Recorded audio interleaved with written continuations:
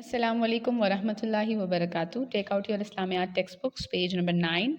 Today our topic is کلمہ طیبہ، نماز، زکوٰۃ، روزہ، حج. ٹھیک ہے، ہمارا دین اسلام ہے. اسلام کی بنیاد 5 چیزوں پر ہے. ان 5 چیزوں کو ارکان اسلام کہا جاتا ہے.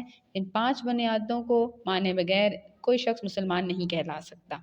5 ارکان اسلام یہ ہیں: کلمہ طیبہ، نماز، زکوٰۃ، روزہ، حج.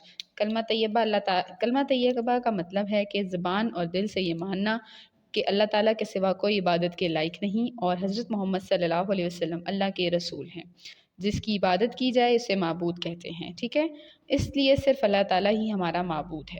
ہمارا معبود صرف ایک ہے، اللہ تعالیٰ، اور ہمیں صرف اسی کی عبادت کرنی ہے. نماز پڑھنا ہر مسلمان مرد اور عورت پر لازم ہے. دن اور رات میں 5 نمازیں فرض ہیں. قرآن میں نماز کے لیے لفظ صلاۃ استعمال ہوتا ہے. قرآن میں نماز کے لیے لفظ صلاۃ استعمال ہوتا ہے کہ نماز پڑھو. قرآن میں بھی اس چیز کا حکم ہے. اس کے بعد آ جاتا ہے زکوٰۃ. ہر مسلمان اللہ تعالیٰ کے حکم کے مطابق اپنے مال میں سے سال بعد کچھ حصہ غریبوں کو دیتا ہے. اس کو زکوٰۃ کہتے ہیں. زکوٰۃ دینے سے اللہ تعالیٰ خوش ہوتا ہے اور مال پاک ہو جاتا ہے. کچھ پرسنٹ اپنے مال میں سے آپ نے دینا ہوتا ہے. فکسڈ اماؤنٹ ہوتی ہے، اسلام میں فکسڈ ہے کچھ اماؤنٹ، وہ آپ نے دینی ہوتی ہے. ٹھیک ہے. روزے کو قرآن میں صوم کہا گیا ہے.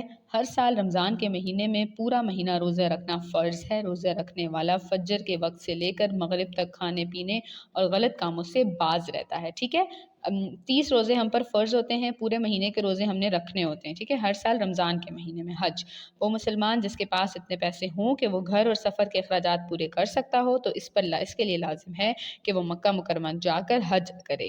حج کرنا زندگی میں ایک بار فرض ہے. حج میں بہت سارے نیک اعمال ہوتے ہیں. ہمارے پیارے نبی صلی اللہ علیہ وسلم نے زندگی میں ایک بار حج کیا.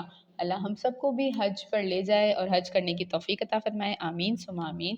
اس کی جو ایکسرسائز ہے وہ آپ لوگوں کو PDF سینڈ کر دیے گئے ہیں گروپس میں.